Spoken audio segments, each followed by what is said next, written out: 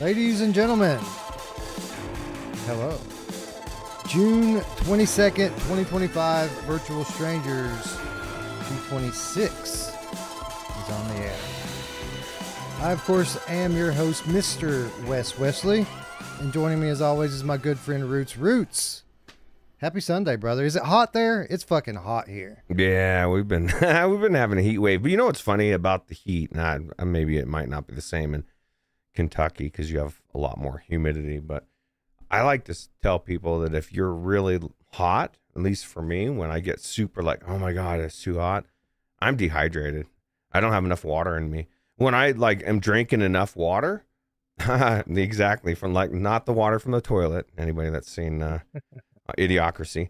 But I feel good. It feels good to be in the sun. I'm like, oh my God, it feels so good. And so I try to drink a lot of water this time of year because I'm in the sun a lot. And I don't like to feel like crap when I'm working. So yeah, well, I barely ever see the light of day. I work right here in this chair in front of this camera. And I walked outside earlier for about, I don't know, 5 minutes or something, and it did not feel good. I've been drinking plenty of water, did not feel good. It is a friggin' heat wave here. It's in the 90s, but it's so humid here because of all the water. Our heat index is well into the hundreds, and they're telling people, be careful, don't go outside. It's too hot. I'll tell them too, be careful, don't go outside. That's why I love our heat. Usually it's a dry heat. And our 90s feel like 90. And you know what's the best part about that? Because I lived in Florida where there's so much humidity. Our shade in the tree actually feels good. You go in Florida, you go to the shade, and it's like you feel a degree better. It doesn't feel that much different because that's not why it's so hot. So, or not really. You know what's worse is my car has leather seats in it, and it's black. So there's black leather seats. And when you get in, your skin immediately, the first 3 layers burn up immediately and peel off. Just sticks to the leather and becomes the next layer. Oh God, is it bad to say, "Hey wife, could you go start the car"? No, just kidding. Hey, turn the AC on. I don't want to go out there and get stuck to it. But luckily, I don't go much anywhere anymore. I've got a little diner across the road, and I frequent it, but it's literally not even a half a mile from here. So I don't spend a whole lot of time in the car, thankfully. Yeah, I guess D said it's 85 here. It was It was in the 90s, 95 almost yesterday, 93 or something. So it's crazy. Yeah, this is why most VR developers, most VR gamers, pretty much treat summertime like the off season. So if they're going to make announcements or launch games or do whatever, they try to do it by week 1 of June, and then everyone kind of takes a break for 2 or 3 months and decides to come back in early August. And man, you could tell it. You could tell it. It hasn't been that long since we did a numbered episode.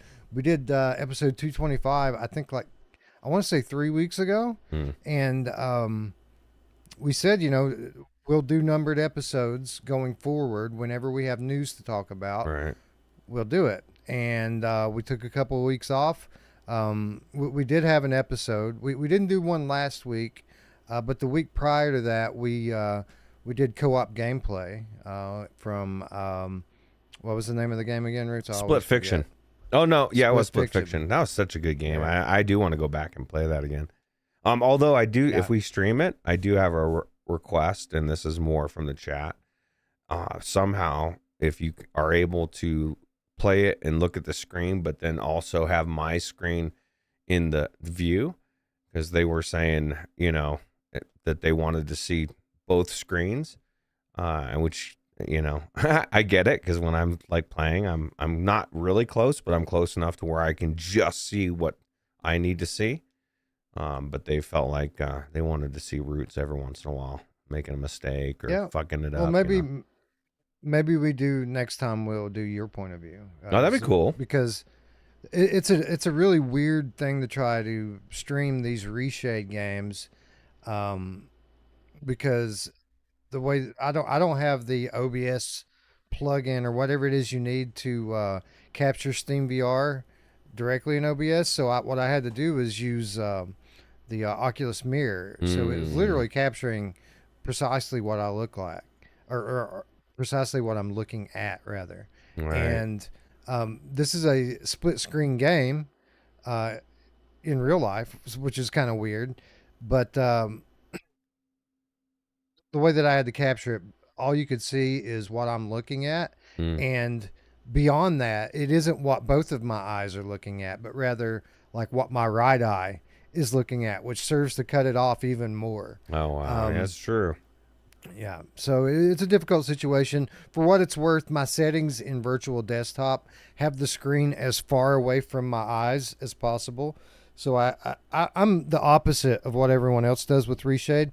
Everyone else likes to bring the screen as close as they can and then wrap it around so that they can pretend like they're in a VR game. I don't like that. It cuts off too much of my field of view when I'm playing. So I do the opposite. I keep my screen, I mean, there's a little curve to it, but it's almost flat.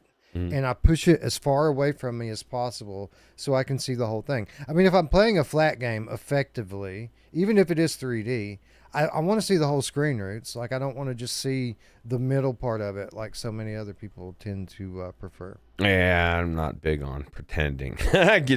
You know, this is the thing. Like, you could do, why not just do that with a flat game too?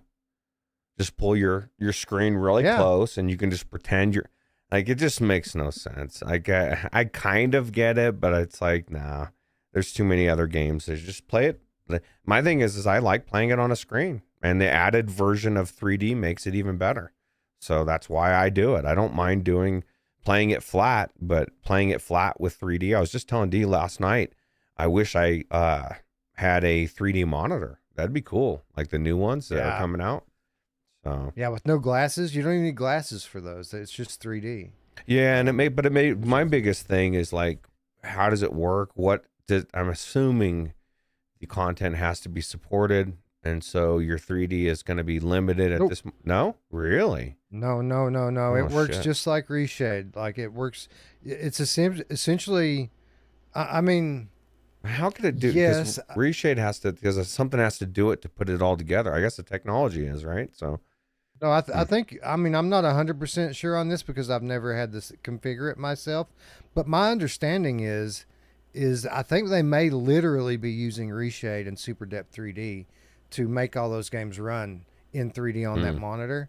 But yeah, I mean, it's the same compatibility that we get with Reshade, bring it into a VR headset. So literally all of Unity and all of Unreal Engine games, almost all of them work. Okay. You use the regular Super Depth 3D instead of the VR one, and it works on your monitor. Super cool. I think that's cool. Yeah. And Brandon says that it's too small. It's only 24 or 28 inches. A lot of people, you know who loves 24 or 28 inches, Wes? Yeah, she does. Yeah, she loves it a lot. Too much, actually. I tell her slow down sometimes. But I'll tell you what, those monitors, I think 24 to 28 is what a lot of people use anyway. I would prefer, I think I got a 27. So, like, it's not, how big does your screen need to be? Right now, the biggest entry would be the cost. And I'm sure it's expensive as F, so. Yeah, it's a tricky thing too, man, because like, the last time I really looked at this technology would have been CES, not this year, but last year. I played around with this stuff. And yeah, the limitation was the size. The biggest ones were in the 20s.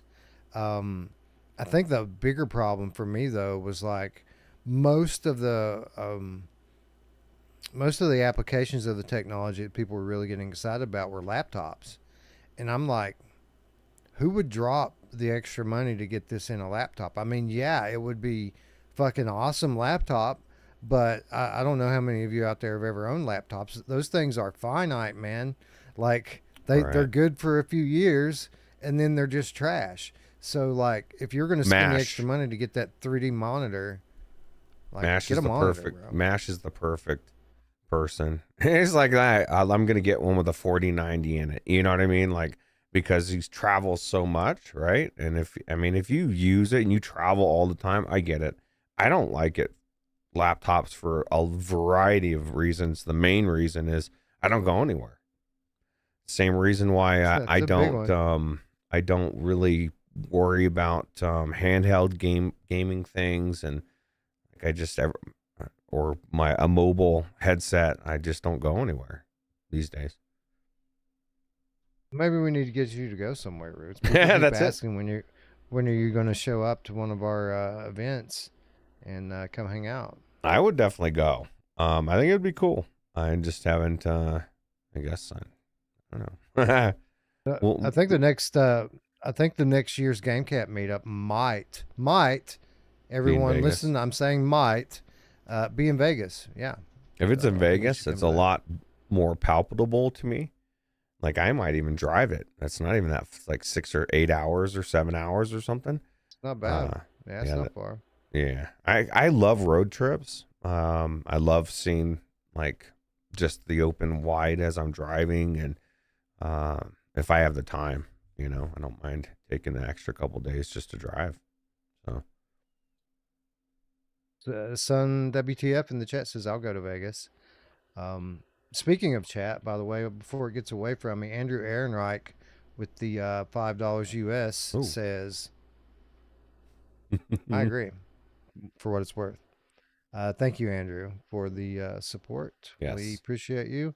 We love you. Roots, I'm happy to be here, man. I'm happy to be back. Again, it hasn't been that long since we were gone, but I feel good. I feel like we're moving in the right direction in terms of making the appropriate changes necessary to be more regular with our right, content here. And yeah, we're in a good spot now. We got all of our mandatory gameplay streams behind us, so we can, when we are able to make content, we can focus on what we want to. I think I might even, well, I say this week, this is going to be a busy week, but I think after this week, I think I'm going to start streaming pretty regularly again, at least one a week. And our focus for this week proper is going to be getting into a game of the month episode, or game of the months, as it were, for May and April. Because if not, it's going to be another month get added onto that, and we can't have that. quarterly episode. Yeah, yeah. So I think what we're going to do is we're going to do game of the month, come hell or high water, in the next 7 days, and I think it's very likely that there are going to be a number of these games that only D and Looper have played, because Right. I know I don't have time to crash the whole list.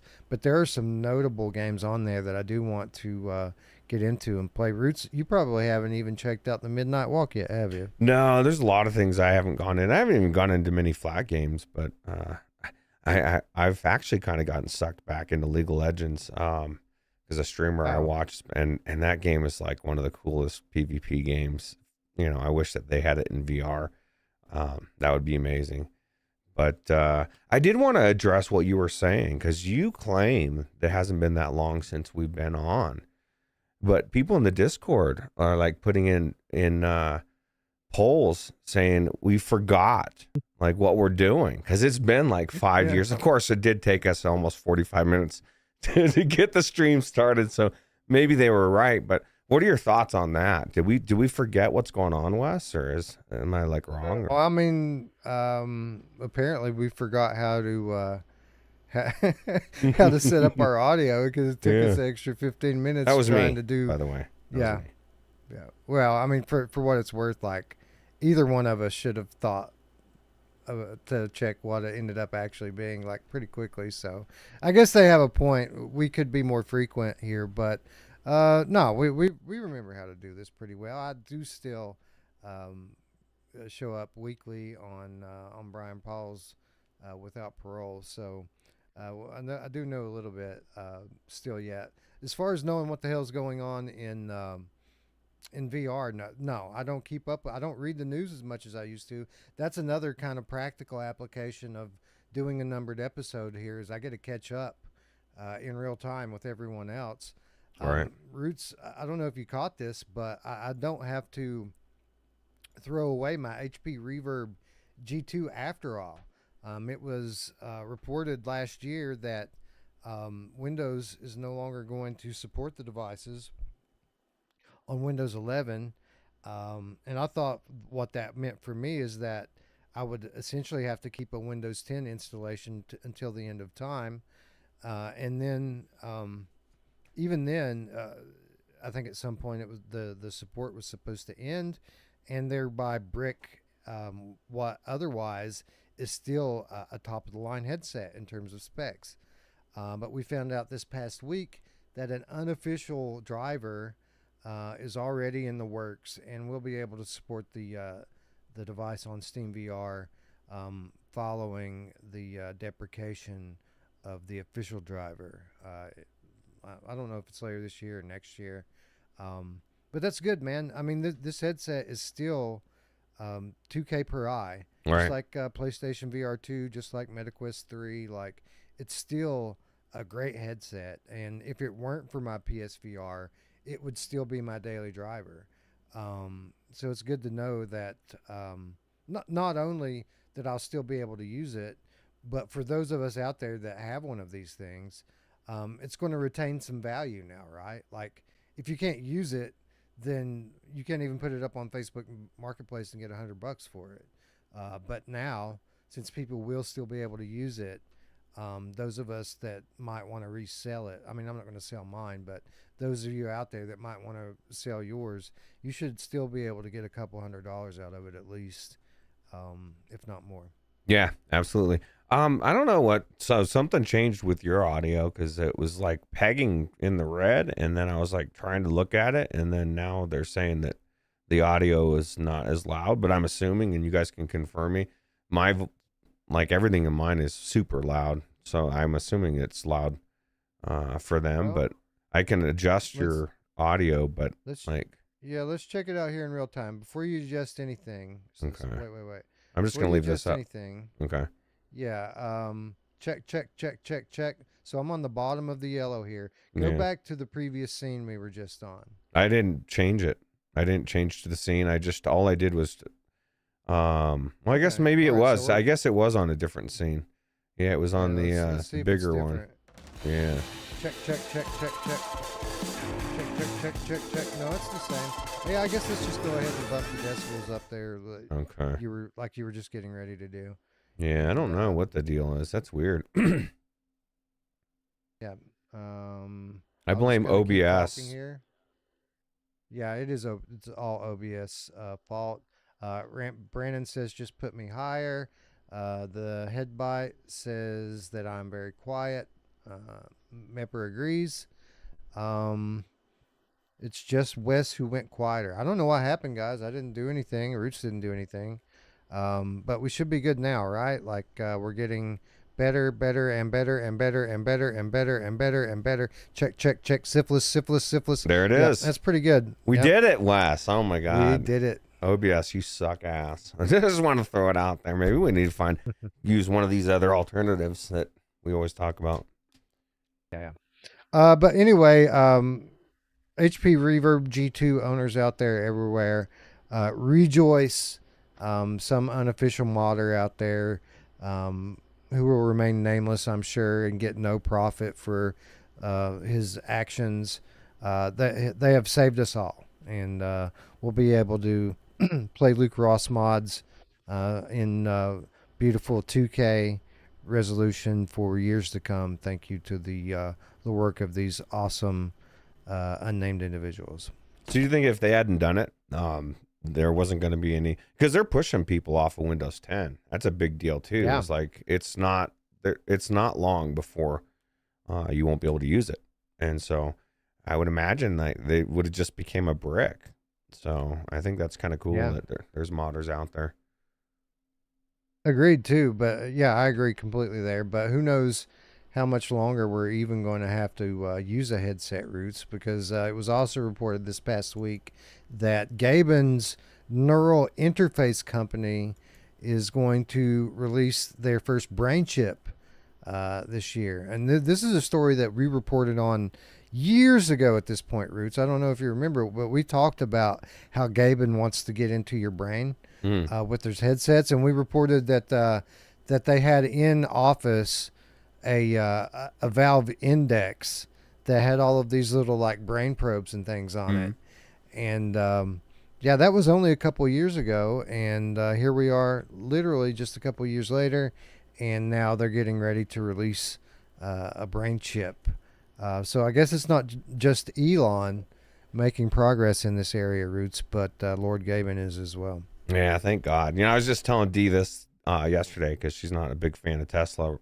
And the Tesla robots are getting ready to come out this year, I think.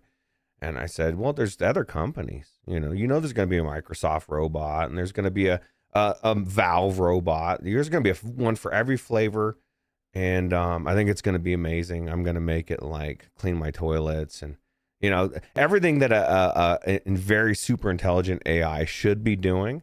I'm going to make it do. You know what I mean? Because what could go wrong with that scenario? Our future is amazing. And then I would put out as well, what could go wrong with, I just saw an article the other day, and I don't know what it was they were talking about, whether it was phones or maybe it was refrigerators or something technological, but the title paraphrase was, if it's connected to the internet, it can be hacked. And I'm thinking, yeah, let me put a brain chip in my brain. Like, what could let's just go down that road. What could a hacker do if they could hack your chip? Like, could they do things that, it's benign, it's only reading stuff, it's not, or sending stuff, or I don't know, it's not sending stuff out, it's only coming in, but what could a hacker change it to do?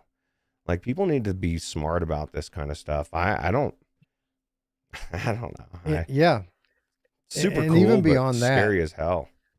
Even beyond that, like, who wants the fucking advertisements, man? They put ads in everything. Like, we all kind of moved off cable a few years back and started watching stuff on like YouTube and Netflix to get away from all the commercials that were all over the fucking television.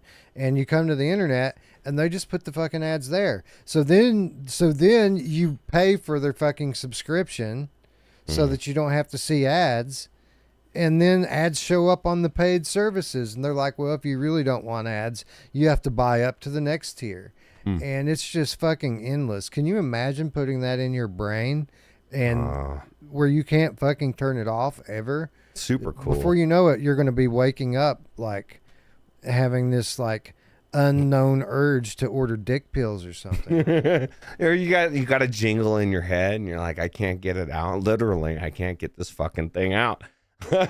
So like, yeah, no, I could see it. And the way that something like that could work, is you would have no idea. You would legitimately think it was your own idea. And we're kind of probably already there by looking at our programming in our television or whatever it is, the flicker rate. This is just like on crack. I think it's just like anything. I'm not saying that the technology isn't super cool and like the thoughts of not having to put on a headset and like really be there would be amazing. But there's a level of trust you have to put in, and I don't know that I trust anybody outside of Jesus. You know what I mean? Like, I just think mankind is fallen, and somehow, some way, it would end up being kind of what televisions became. Didn't set out to be what it is now, or telephones, soul-sucking fucking androids or iPhones we hold in our hands. So it's pretty incredible, man. Like, obviously, good things will come out of the technological advancement. They always do. But you're right, Roots. If we could like trust your fellow man to only be benevolent and work to better the future for everyone, that would be one thing. But we're not at that level of trust, and we never can be, right? Like, there's no way that we're, like, you can just let your defenses down 100% and put your fate in the hands of someone else and expect them not to exploit it for their own gain. So, yeah, the technological advancement is good. Good will come from it. But am I going to like literally embed it into my consciousness?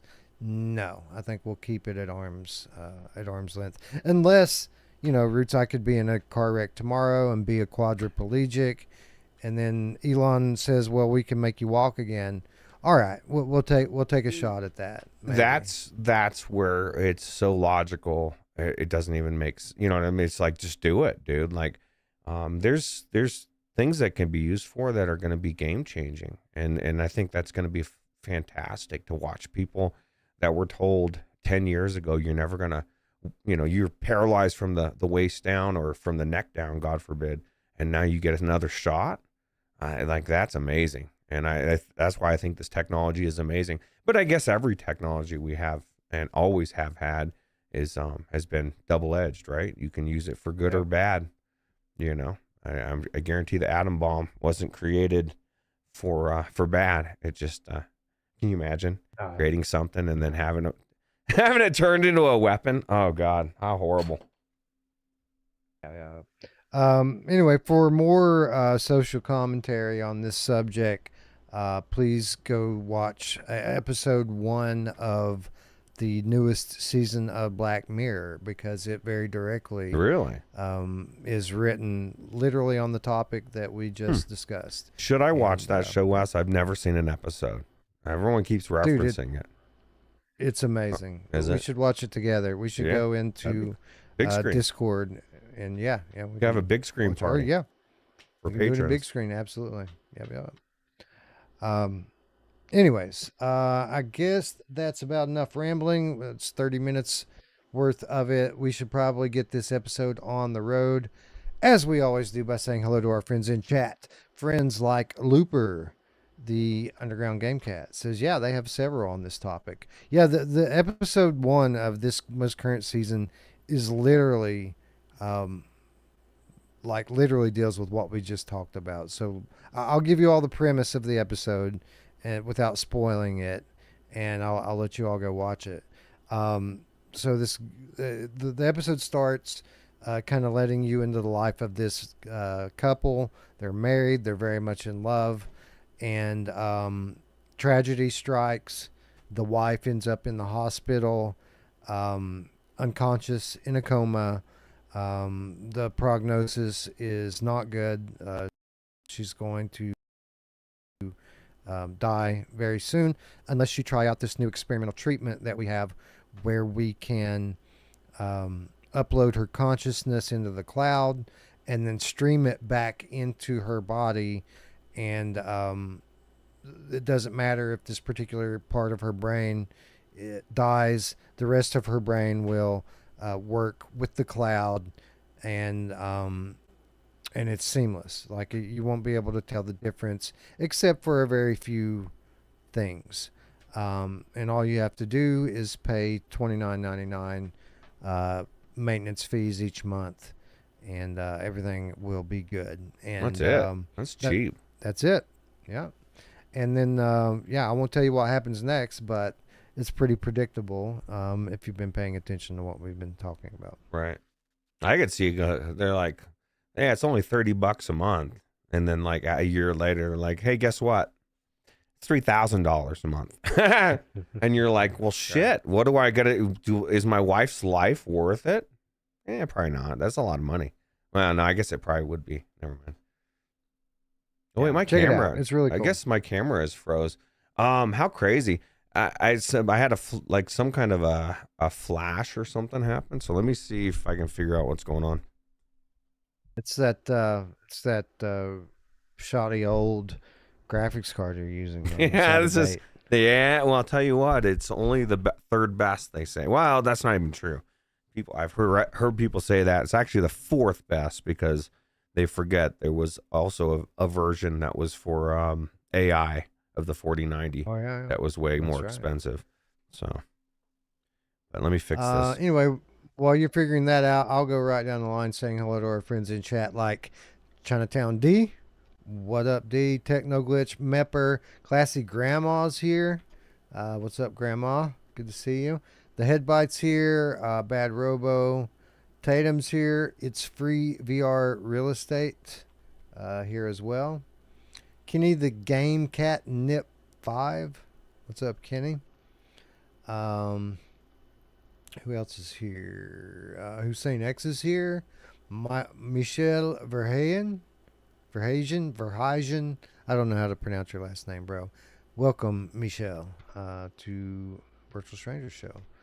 8-bit MOS Playa. What up? Thank you for being here. Radio Runt's here. Radio Runt's back, Roots. I don't know if you knew that, but he is back. Who else is here? Philozix is here.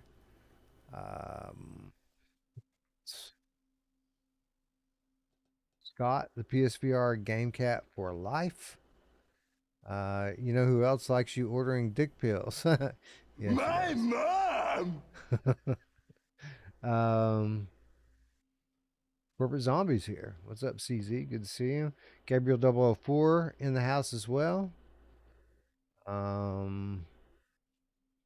Classy Grandma with the $20 U.S. donation says, holy moly, I caught you live just in time to hear you check yourselves for syphilis. But it's still nice to you guys. And hello, Roots, my man, and Wes. LOL. Thank you, Classy Grandma. I'm back. Roots is back. Welcome Yeah, and back, I don't know Roots. what happened, so it could happen again. So if I get frozen in some... What's funny is that position I was in, like off to the side. And it was pretty weird. But anyway.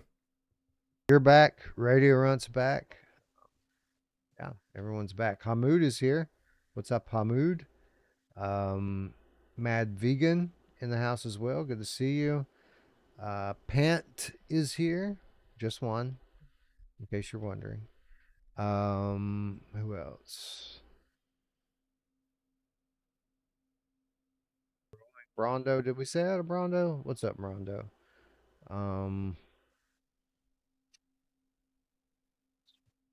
Sun WTF in the chat as well. Tonics for thought says Beat Saber is ass. Yeah, it is. I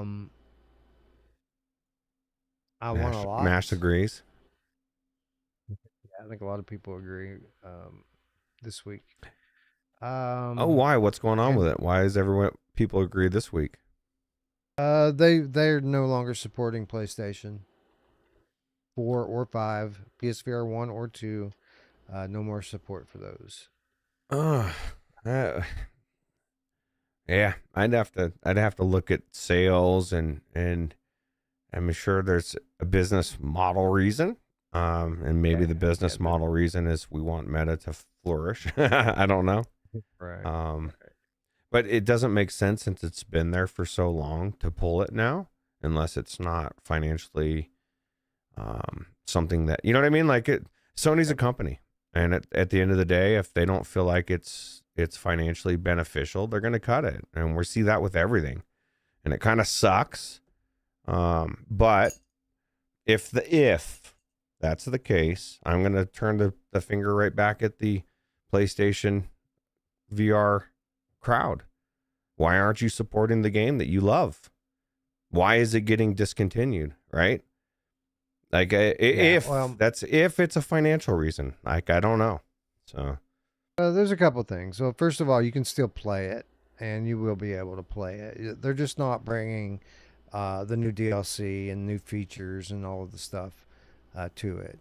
And there is some interesting timing with it too, because I don't know if you remember, a couple years ago, a Sony IP, Iron Man, made it onto the Quest platform, and people wondered what kind of deal, what did Meta give Sony to allow that to happen.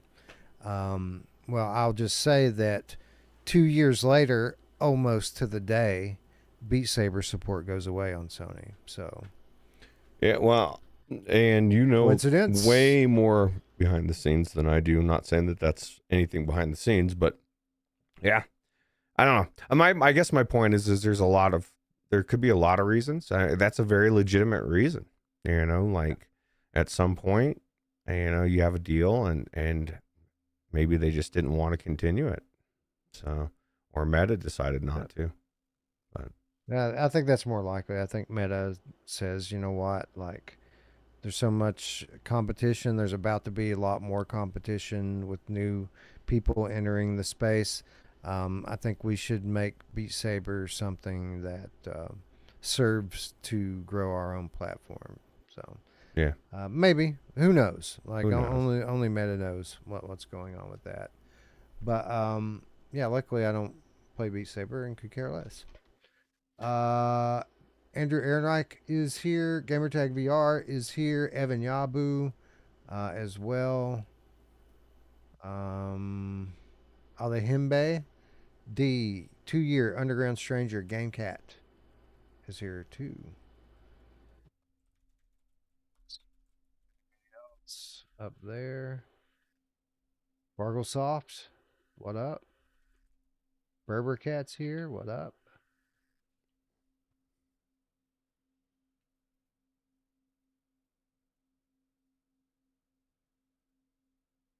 There. Zombie, we already said hello to. Ready Rant, we already said hello to, and that is as far as I can scroll. Do we have any slippies today? I'm sure we had at least one. Yeah, there's one. VR name K. Welcome. Shades of Gray Matter slipping in. What's up? Space Denison slipping in. What's up? Good to see you. I think that's everyone. Oh no, Salvador, $20 US Ooh, super chat. thank you. Says let's go. What's up, Yeah. Wes, Roots, and Strangers? Absolutely. Thank And you, my Salvador. point on that whole thing is we don't know. And I just like to throw out all sorts of options that are going to stir people up. So as people get all freaked out, that's just how I am. I'm going to throw some shit out there. I'm going to make sure you're It's kind of like when all of a sudden the trailer is really loud. Some people say it's a mistake. Some people say Roots is just trying to wake you up. So Right. Tipsy Sonic is here. Shapeshifter, the Anomaly Game Cat as well. The Headbite. Think, did we get them all? I think we got them all. I think it's everyone. If not, I apologize. Thank you, everyone. Welcome to Virtual Strangers. And with that, let's get into some news. A lot happened recently, Roots. As we mentioned before, we had the Summer Games Fest, which took place a week or two ago, and with it, a lot of associated events. Everyone on their own platform. Sony did a State of Play. There was the Future Games Show. VR Games Showcase did a Dev Spotlight. Like, there's been tons of little mini events all taking part in the Summer Games Fest window, so to speak. And unlike normally, you might see a breadcrumb here or a breadcrumb there thrown out for VR. But this Summer Games Fest was particularly significant for VR, as we had multiple huge projects that were announced. And one of the most exciting for me was we finally learned what is coming from one of our favorite studios and our friends in Dreams. I don't know if you remember, Roots, a few years back, our friend Jimmy, who used to work at In Dreams, joined us in Rec Room, and he kind of fun. On the air. Yeah, it was great. Yeah. Some of it was on the air that we published. Some of it was kind of off the record, but he told us of a new studio, In Dreams Elevation, that is going to be working to bring the type of games that In Dreams is known for, but on a AAA scale. Literally, they said this is a AAA game studio, and we've always wondered, well, what are they working on? Now we know, Roots. It's this game that we're looking at here called Reach. And this is interesting, Roots. Like, they're describing this as next level in a number of different ways, and a lot of it excites me. Some of it scares me just a little bit, and I'll let you riff on that just for a second, as someone is knocking on my door, and I need to see who it is. Okay. Well, I Be don't right back. know. It's not surprising to me that In Dreams is coming out with next level mechanics, and I'm kind of interested. Just looking at this trailer, it looks pretty cool. This is the first time I'm really looking at it. I want to rip a spine out of a robot. Oh my god. I don't know, man. Like I'm hoping it's a longer game than some of their best things, but this looks really badass. Actually, it looks like the combat is good, and more importantly, the movement. Like, I'm glad we're finally at a point where it seems the good devs aren't afraid to let you sling around and really move. They've figured out that it's not like as crazy as they thought it was. And so I don't know. I definitely think it looks cool. What do you guys think, chat? Let me see what the chat has to say about this Stride Fates in Dreams Edition. Oh, so this is my biggest thing too. And I'll find out from Wes when he gets back. Like, as I was reading, I think it was in the description, or maybe it was somewhere else, about the parkour, right? And you can see it. I'm hoping the parkour is like legit parkour, and it makes me actually jump and time my jumps. Even if I just have a jump button and I need to jump at the right moment. Like, if I'm just running and it automatically jumps, or if I'm just running and I just have to hit a button and it doesn't matter the timing, like, that's not parkour to me. It's just not as parkour as I would want it to be. So I don't know. Neve's Arms, probably a seated game. Not a seated game. I don't know if you need arms. Why do you need arms? Why does it need arms? I don't think it needs arms at all.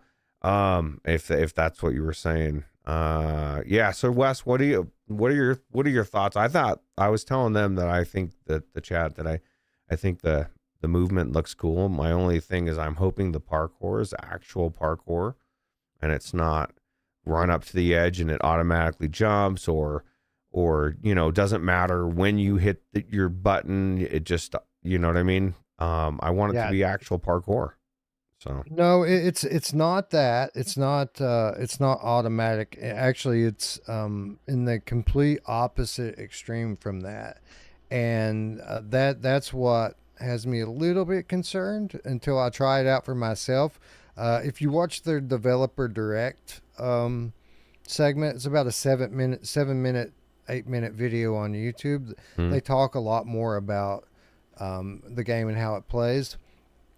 And what they said with regard to the movement and the jumping and all of that, they refer to it as gesture based instead of your typical button based movement, which scares me a little bit because, I hate Stride. I hate Stride because of their gesture based stuff. Right.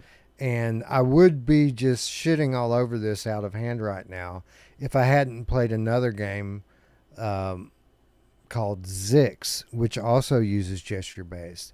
And Zix actually nails it. And it actually really works. You don't have to be super expressive in Zix. You just make these little movements, and the game is very reactive to it. And you learn it in literally 10 or 15 minutes, and then it's just intuitive after that. So if it's like Zix, it could be great. If it's like Stride, it could be fucking terrible. It's got to be implemented right. It's kind of like the pickaxes for Arcanage, how you just kind of barely flip, the movement. That's the thing. That's the key. It just has to be implemented well. It can be done. I just prefer a button.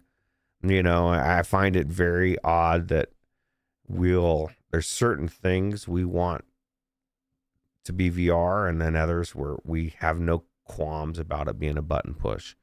You know what I mean? At the end of the day, I just want to be in the game and have the gameplay be amazing and intuitive. If that includes a button push for jump, then so be it, or a trigger, or whatever, or a really cool gesture-based intuitive, system. I don't care what it is, just make it cool. But yeah, no, Well, I I'll think tell this you looks what. badass. Yeah, I'll tell you what, man. What excites me is just knowing what they're building on, right? This is the studio that brought us Phantom Covert Ops. Then they brought us Fract. Right. Then they brought us Synapse. And Synapse, even to this day, is next level to me. Like, I don't know if there's any other title on PlayStation VR 2 that does as good a job of making use of that platform's features as Synapse. Right. So this is what they're building on, though, here at In Dreams. Their starting point in terms of like features and stuff is Synapse, and they're building up from that. So I'm very excited to see what this is. I'm hoping that since they're calling this their AAA studio, that this title doesn't serve the same fate as Synapse, as Right. Fract, as Phantom Covert Ops, which were all amazing, but you could finish them all in like 4 hours, right? And that's not good. Right. Like, And obviously, if you want to don't. call something AAA, how long does it need to be, Roots? Like 10, 12 hours at least, I would hope. Yeah, on VR, I'd say 10 to 12 hours, maybe 16 to 20. But yeah, it's definitely, and we're going to throw this in there this time because we didn't last time. No looping, unless it's like a true roguelike type of game, like a Hades or something where like you're designed to beat it and then go through a second time and everything's different. I think that's cool when games do that, but when it's the same thing and you're just doing it on a different difficulty, that's not more game or more content. That's just Right. yeah.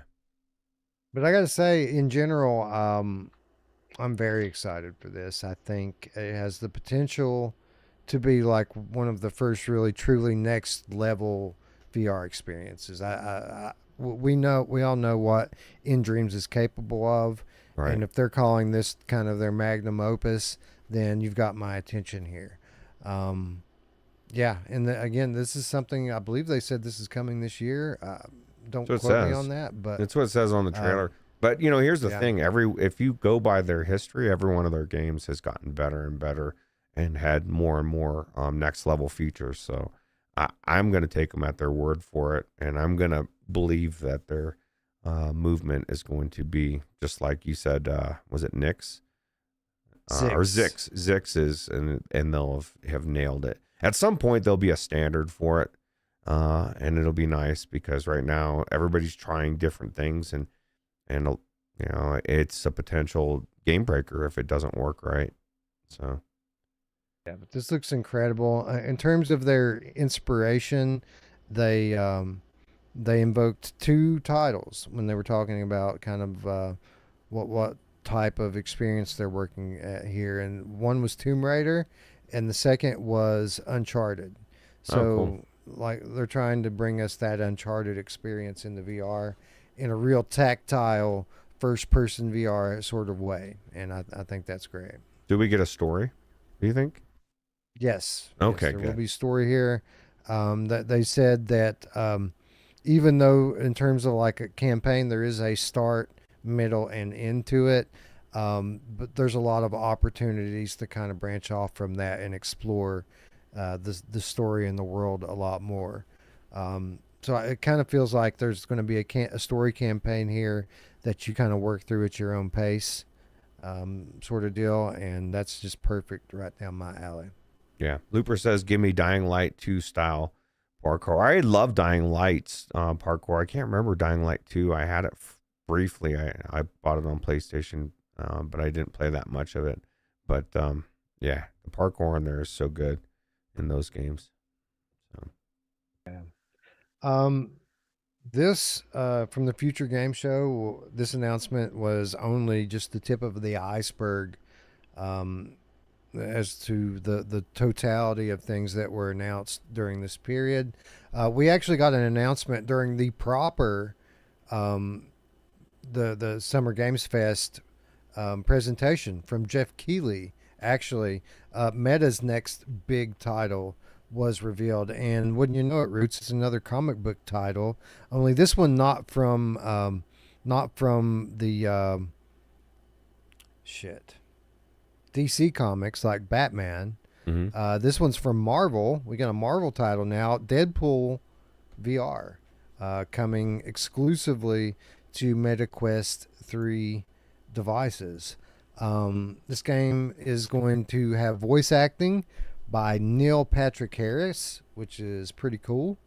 And yeah, they revealed the not only did they reveal the gameplay trailer from this Roots, but there was a lot of content that went out that week of people actually having played this already. Roots. Really? Apparently, a lot of people, the Meta Creator Program, have already gotten a chance to demo this. Oh, cool. But yeah, this is cool. This is the latest title from Twisted Pixel. I don't know if you remember who Twisted Pixel is, but they did Wilson's Heart back in the day. You remember that amazing black and white story-driven game on Oculus Rift? Yep, one of kind. Yeah, cool. they did another. I'm trying to think of what the other big title they did was. I can't remember it. I know I remember their title or their name. I can't remember what it was. Yeah, I don't remember off the top of my head. But this is big news, man. Comic books, Marvel. This is big business. This is a franchise that's had movies made out of it, and I love that they're taking a more comic book center approach. Because back when I used to collect comic books way back in the day, Deadpool was one of my favorites. Like I collected Deadpool for quite some time, just because it's so off the wall, action paced and comedic. That was the thing I really liked about it. Is it had this attitude and constant jokes coming from the mouth of Deadpool. So yeah, I love whether the game turns out to be great or not remains to be seen. But I love what Meta is investing in here. I think it's exciting. Yeah, well, it's definitely what people recognize. I have two things. My first thing is, do you think they were, because I think Neil Patrick Harris will be really good. He's a good actor and good voice actor. But do you think maybe they were going to get Ryan Reynolds and then all the weirdness, and they're like, that cut it, get him out. No, you're out. But no. Would you believe, Wes? You probably would. I've never seen Deadpool, any of them. I know that there's a lot of like excessive profanity for like almost no reason in parts, and that's my biggest reason why I've not wanted to watch it. Although I've heard good things about it. No, I haven't. Most of these Marvel movies I haven't watched. When I do have time to watch movies, I typically tend to go for things that are more script and dialogue and character based versus like big blockbuster movies with lots of special effects and those type of things. So no, I haven't watched a lot of the Marvel movies. Like most of them, I haven't seen, and Deadpool included in that. Yeah, well, that's cool. I know that. I think it's cool. It looks good, but I guess some of the people say that the gameplay is a little rough as far as that's my biggest thing, man. Just make the gameplay really cool. Like we need games in VR that are just fucking badass. Like I think a good rule of thumb is the gameplay should be like if you played it flat, it would be fun. VR makes it fucking 1,000 times better, but like if VR, if the whole thing has to be on, okay, you have to be in VR for this to be a good game, then it maybe it's not the best game. You know what I mean? It looks cool though. So yeah, I haven't deep dive on into kind of what people are saying about the gameplay. I think some people had some comfort issues with it. Yeah, I would just say this regarding that, like even if the gameplay's a little bit rough at this early stage and them playing this demo, I'm not concerned. Twisted Pixel has a pretty pristine record up until this point, being able to nail gameplay, and I expect that this will be no different. By the time it actually makes it into players' hands, I think this will be great. And it's an action comic book game. Like I don't expect like super depth from this or anything, but what I do expect is fun minute to minute gameplay and a good story from this. Well, my advice to Meta is there's a lot of amazing content creators in that Meta content creator program. You picked them for a reason. Please listen to the feedback. You know what I mean? Like, that's my biggest problem. Whenever you have people try your game, and then if you do have several things come up, like legitimately sit down and think about it. Like, is there credibility to that? Because a lot of times developers are so high on themselves, they won't even consider it. And it's almost pointless to have anybody trying anything. I mean, yeah, you're going to get the bugs out, but you could I know for one, Gamertag will play so many games all the way through and has really good insight, and he'll tell them very detailed suggestions, and they don't listen to shit. Then the game comes out and it's like mediocre, and then they blame all sorts of reasons, you know. I'm not talking about Meta, just in general. So anyway, that's my suggestion or my recommendation to Meta. Just listen to feedback and go from there. Yeah, I agree. But yeah, let's see. Did they say this one's coming this year as well, or let me look.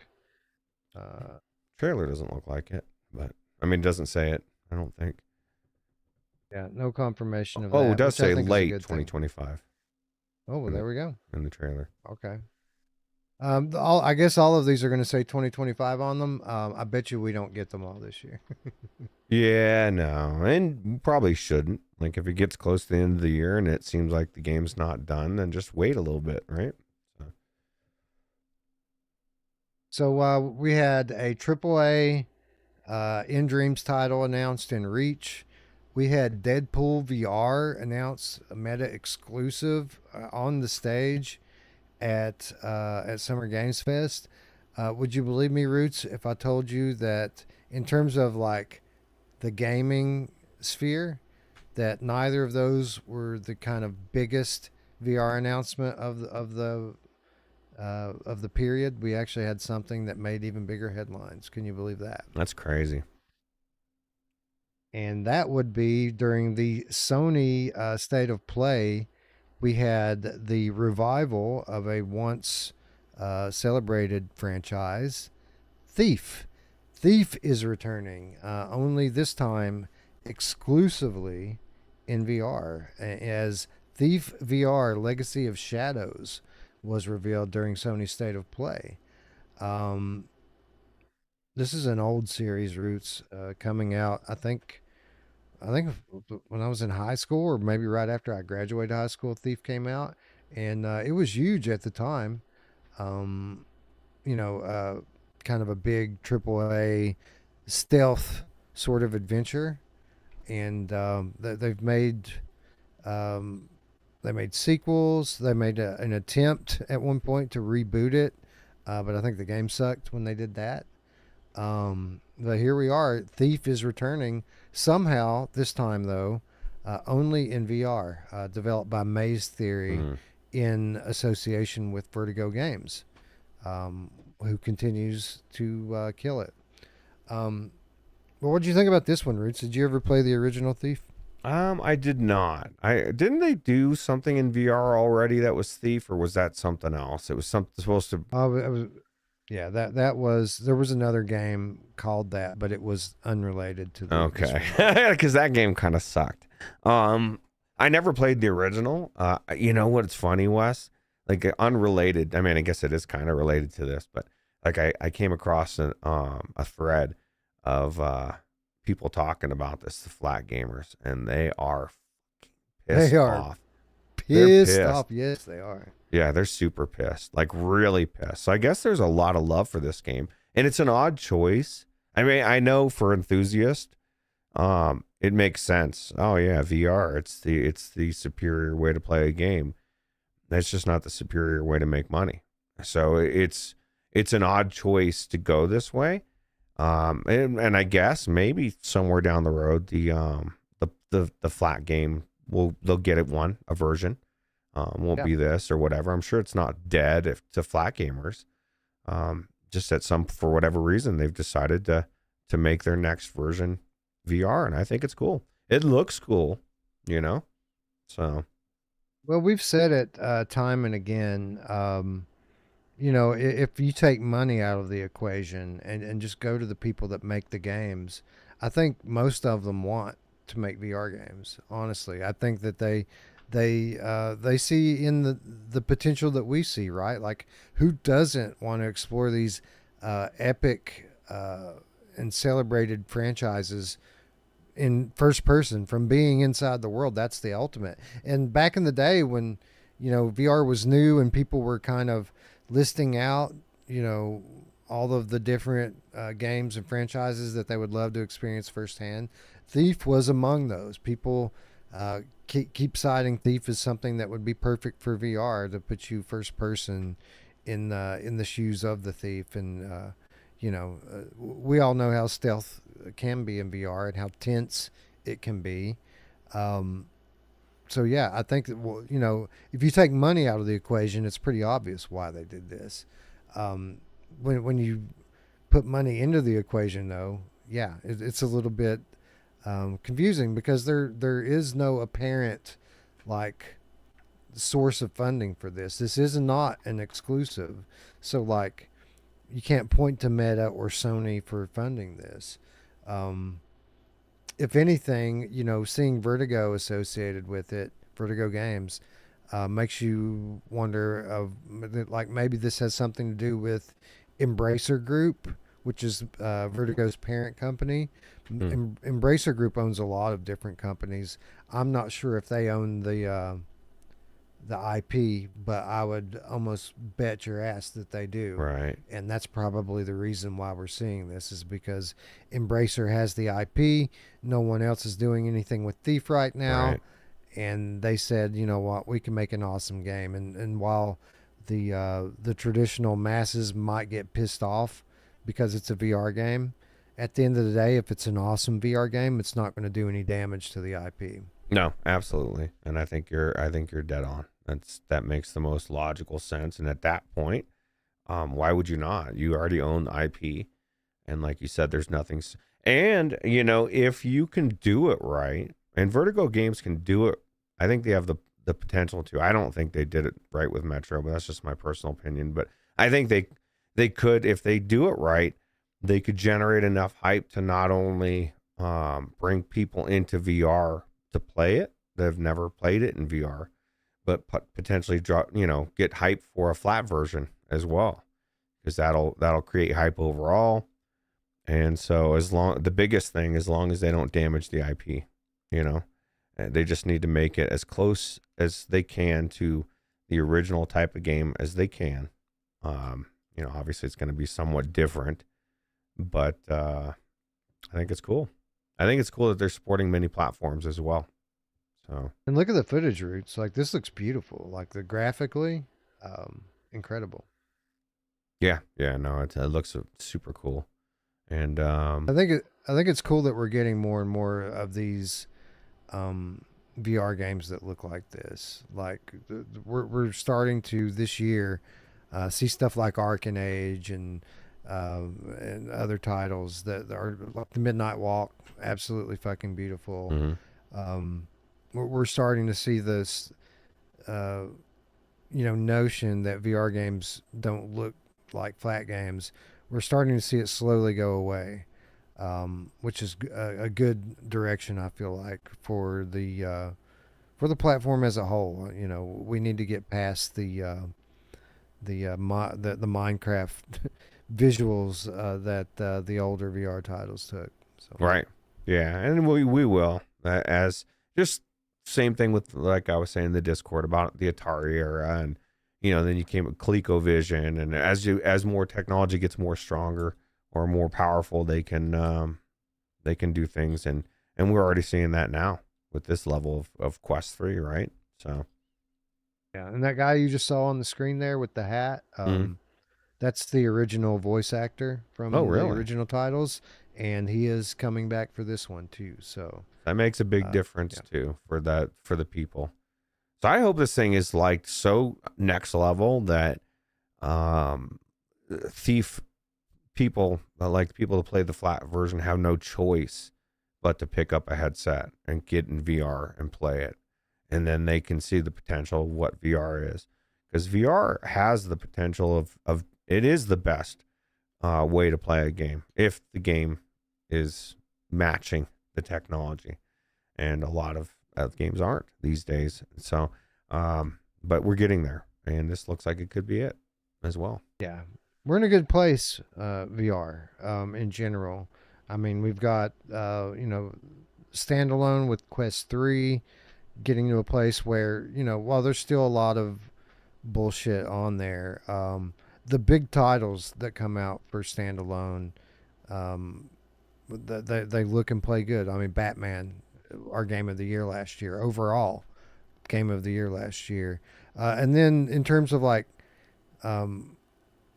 console and PC, people that, flat gamers out there who aren't really interested in VR, people who have PlayStations, people that have gaming PCs, they're in the position now where if a game does come out and catch their eye, whether that be Thief or Deadpool or Reach or what have you, you can literally get out there and keep your eyes open. You can pick up a good headset for like $200.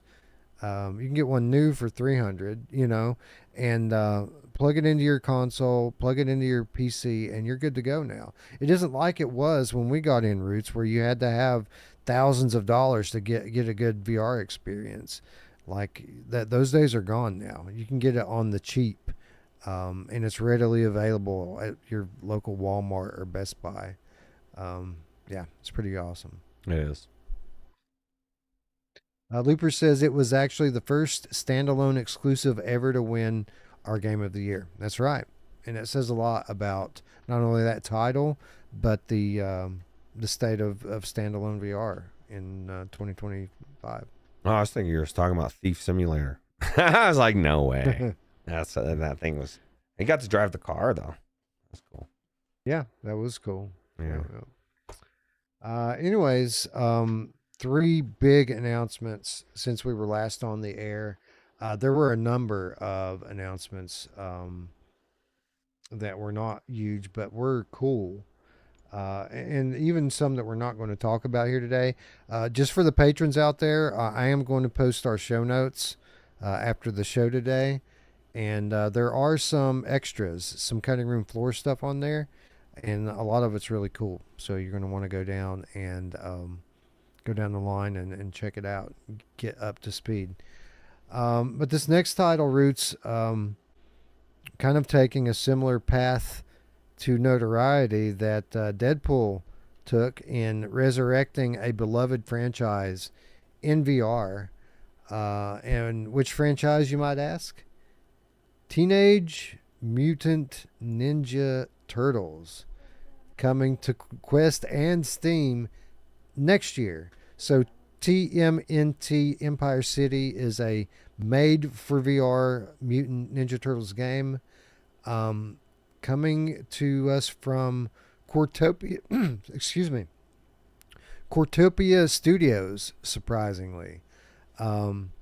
So Roots Cortopia Studios is the studio that brought us Down the Rabbit Hole and Escaping Wonderland, but also notably was also the developer for Gorn 2, which just recently launched. Wow, that's so different than the other two.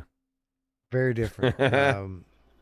But anyways, this Ninja Turtles game isn't the kind of side-scrolling beat 'em up, slash 'em up type of Turtles game that most people associate the franchise with.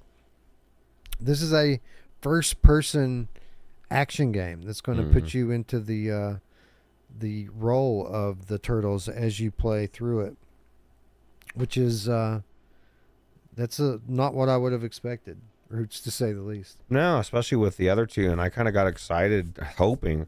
So this is my thing, okay? So when I think of the coolest Teenage Mutant Ninja Turtle game I've ever played, it's an arcade version where you had 4 people, and obviously you played your favorite character. You could only play one of each, and each had their own thing, and it was side scroller, but it kind of, it did its thing, but it was badass, right? And you could do the same thing, bring VR into it. And what's funny, and I don't know, man, I guess this exists in flat gaming as well, but like when I'm playing, say I pick Leonardo as my turtle at that arcade, I'm playing as Leonardo as well. I don't have to be first person to, you know what I mean? Like, but there's this mindset in VR or sometimes flat gaming where if I'm not looking through the eyes, I'm not playing that character. And maybe some people's imaginations aren't as strong as others, but for me, I am fucking Leonardo and I'm tearing up the city. I hope the gameplay is amazing. Then I don't care. I just don't take me through a Teenage Mutant Ninja Turtle experience where I can slash and I can throw, I can be Leonardo and I can use his weapon.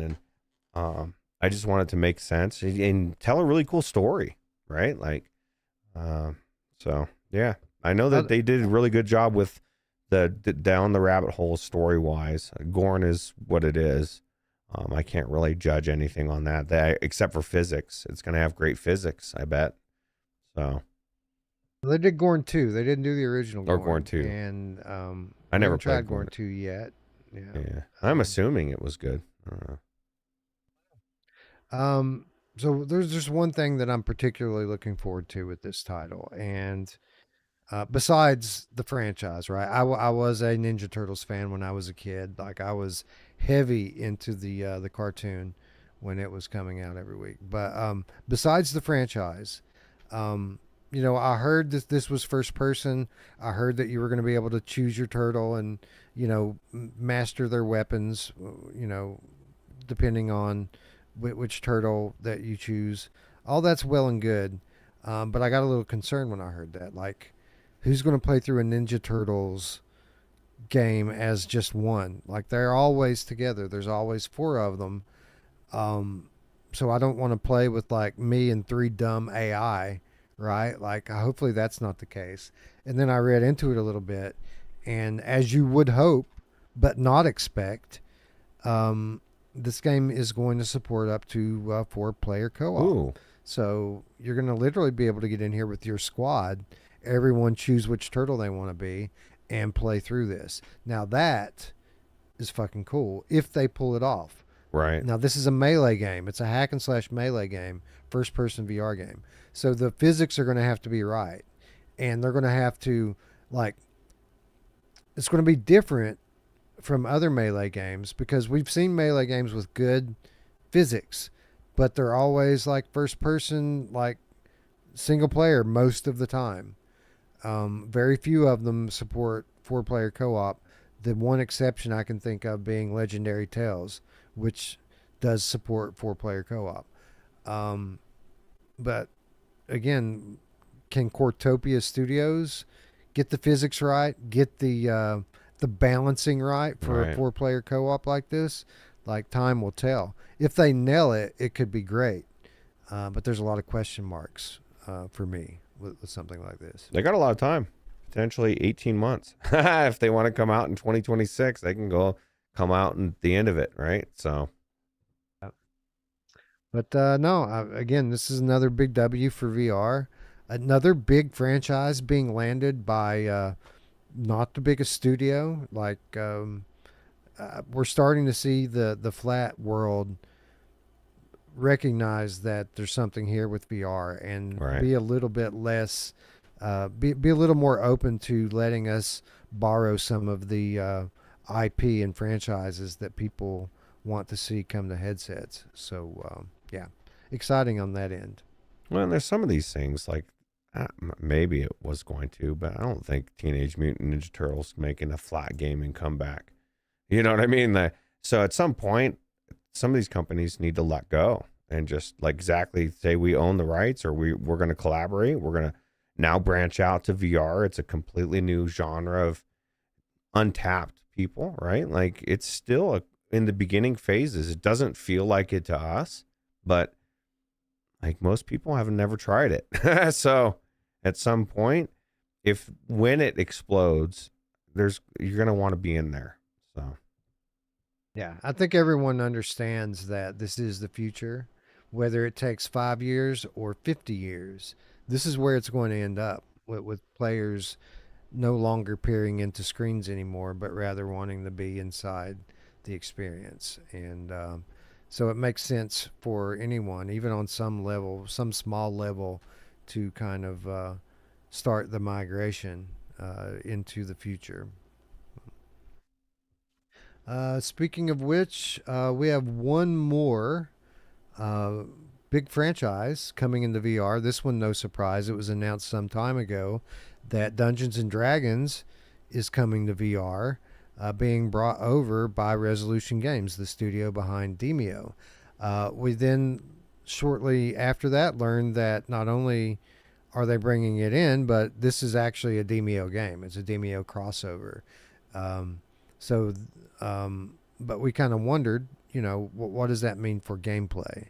Are we going to be limited to a small space on a board, or is it going to kind of let us scroll through larger areas?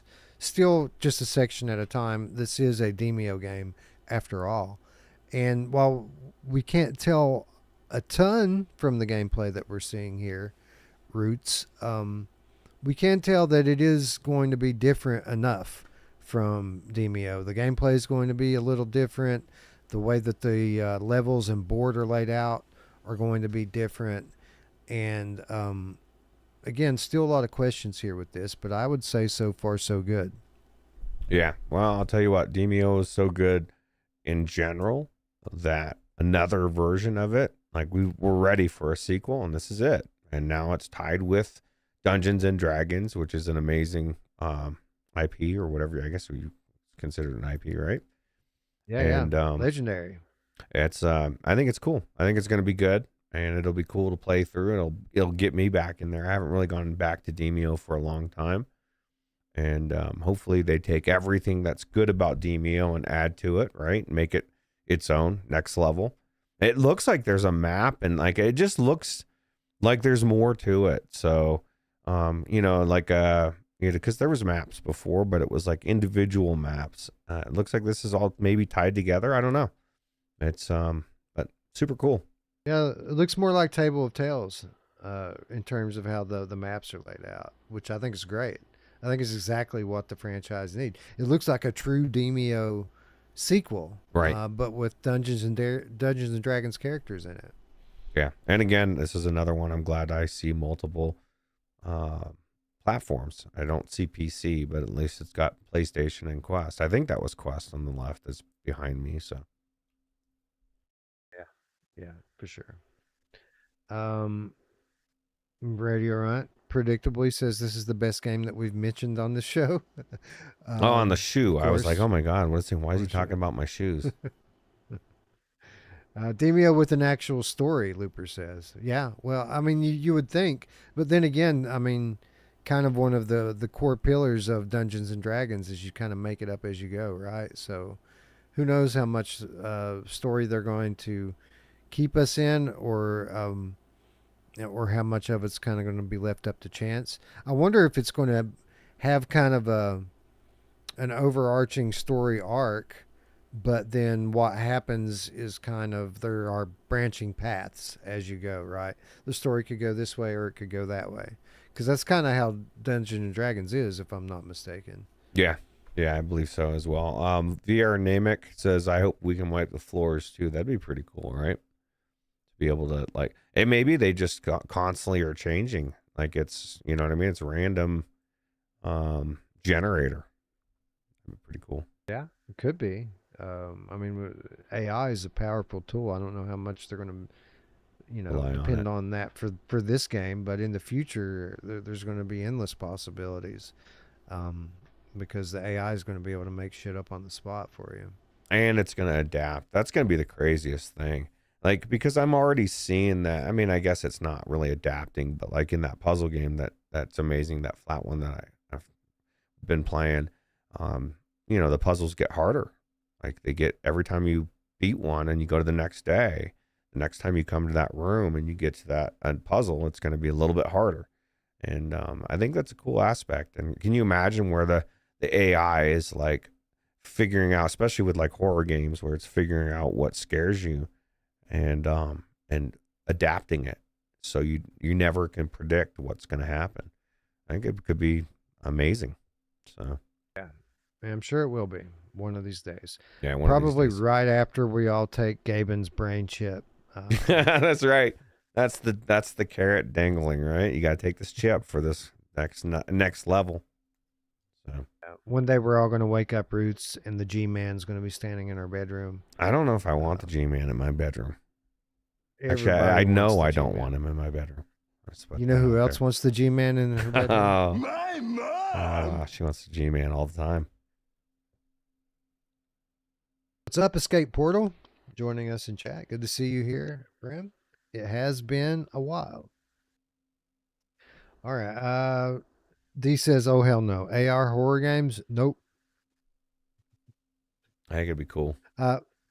Anyways, so far so good on the Demeo D&D Battlemarked front.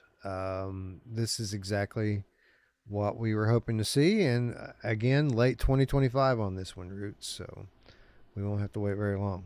Perfect. Man, there must be a big fucking push around holidays with all of these huge AAA fucking level games coming in that same window. You know who loves it when a bunch of things come through the window, Roots? My mom! She does. Anyway, we got one more headline for you all, and then we're going to get into some game impressions. This next one didn't make such big news this week, kind of announced quietly, but a friend of the show, so we want to share it with you all. Our friends at Garage Collective, Cyril, contacted me this past week. Garage Collective, of course, brought us games like Theta Legion and Stones of Harlath. Their next title, is getting closer and closer to launch, so much so that they just released their gameplay trailer. DrakkenRidge VR coming soon. So why don't we take a look at that trailer? I'm trying to. It's not working for me. Yeah. Okay. Well, We'll let. I'll talk to the chat for a minute, Roots, while you kind of play around there and see if you can get that trailer up. Do you have the right link for it? Everything you need? yeah, I got the link. I just gotta download it. Cool. Let's see what the chat says. VR Name K says, "I've been looking forward for this retro game." I guess you're talking about Dungeons and Dragons Demeo. Looks pretty cool. Escape Portal says, "I think it's time to jump back in after months away." Well, I mean, certainly you're going to want to be back in by the time the end of summer rolls around and all these games we're talking about start to roll through. Philosic says, "I need to level up in Demeo because I'm still low level." Man, I don't know what my level is, but I bet it's not. I bet your level is higher than mine is. Let's say. That's weird. It said I had it downloaded, like it was there, but I don't know. So bizarre to me. Okay. Well, whenever you get it up, maybe we'll just let it run through with the sound on, just so everyone can watch it. If it'll play. Yeah, it's weird. You see that it's not playing either. Let me see. Let me just create a new source for it real quick. Do a new source, or a new scene, new source.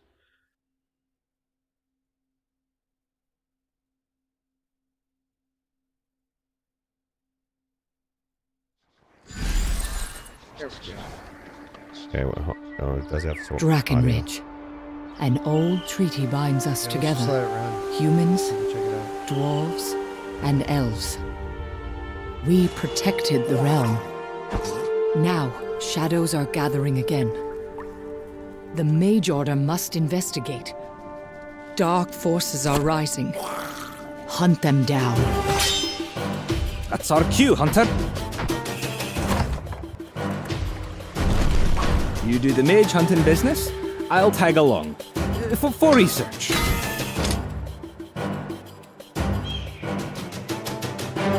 You're pretty fit for a human. Let's see if your prey matches your brawn.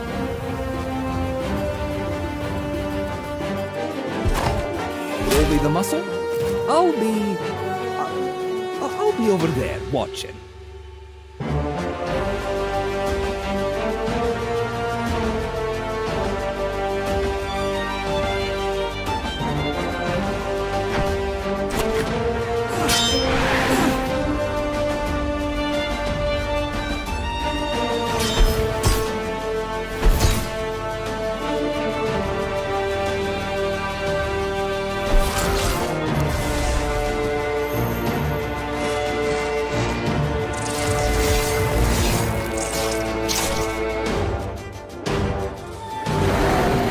Meet me on Skull Island, Hunter. It all begins here. Yes, and there's your launch date, Roots. September 4th. There's the launch day, September 4th, 2025, on that one. So not long to wait on this. And looks really cool, man. It looks like a proper kind of evolution from Stones of Harlath, which was awesome in its own right. But I see so much of what you were doing in that game in this game, only even more refined, it seems. Yeah, no, this, you know what, when I was watching this, I was thinking, oh man, I could see this being John Riggs' game of the year for VR, right? Because this is nostalgia. Like to me, it's like you're in a game that you played when you were a kid, but you got sucked into it, and it just looks badass. The gameplay looks amazing, and you get to climb a ladder, although that doesn't seem to be a main feature, which is good for me. But yeah, no, I agree. I think that Stones of Harlath was really good, and this looks even better. And it's what you want from the next game from a studio that's continually put out better and better games. So. And I saw Namek was saying on there as well that this is a day one buy for him, VR Namek, and I agree. This is and I guarantee, because I know Garage Collective, it'll be reasonably priced, like it always is. And but we'll see. Hopefully it's not as reasonably priced as the other ones, man, because he pretty much gave his old work away. Like, hopefully at least charges $15 or $20 for it. Yeah, 15 to 20 is the old 9, right? But I like to say it's making your game a no-brainer. You know, it's like you make the game reasonable, you make it affordable, people are going to buy it. They find out it's amazing, you get more reviews, more people buy it, you end up making more money than if you charged $30 for the same game. And nobody knows about the game because nobody bought it, you know? So what's the general concept here? You are a hunter, a novice of the Mage Order. You're a Mage, Roots. I know you're going to like that. Yes. A novice of the Mage Order, an ancestral organization tasked with policing the usage of magic, particularly during the First Kingdom's War. But now is a time of peace. The Order works as a private militia, maintaining law and order both on land and at sea. You operate in the DrakkenRidge archipelago, a string of islands under the authority of the Duchy of Eaglemore, located on Draken Isle. Core gameplay. Change the fate of DrakkenRidge by fulfilling the main quest and a trove of side quests. Explore multiple islands and dungeons, solve puzzles and manipulate the environment, cast spells using ancient runes, use melee weapons, bows and arrows, and black powder guns. Craft or upgrade your equipment using various workbenches. Learn new schools of magic by acquiring the essences from bosses and fallen enemies. Yeah, and there's tons of information that Cyril sent over in this press deck. It would take me an hour or more to go through all of it, so I'm not going to do that. But yeah, this is almost, it's almost open world, Roots. Like, it's not like a full giant open world, but definitely the most expansive of any of the games we've seen from Garage Collective so far, with like 5 fully playable islands as a part of the world map here. Yeah, doesn't need to be completely open world as long as it makes you feel like it's open world and you're on an adventure, right? So that's the main thing. And I don't know. My biggest pet peeve with games, if they're not going to be open world, is I don't have an invisible wall. Give me a reason why I can't go that direction. And even if it's a rock wall, I understand I can't walk through a rock wall. You know, or sometimes there's like a broken wagon or something that I could clearly step over. Like, you can't go Right. this way.